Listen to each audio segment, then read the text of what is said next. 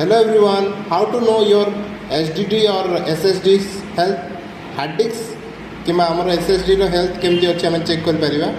तो से फास्ट आम विंडो प्लस एक्स प्रेस करवा। तो ये विंडोज रो पावर सेल एडमिन ऑप्शन में क्लिक करवा। तो विंडोज रो पावर सेल एटा ओपन हो एंड ये गोटे कमांड टाइप करवा get dash physical disk and press enter. ये टाइप कले आमर हार्ड डिस्क या आमर SSD जहाँ भी लगी तार हेल्थ स्टेटसटा शो कर।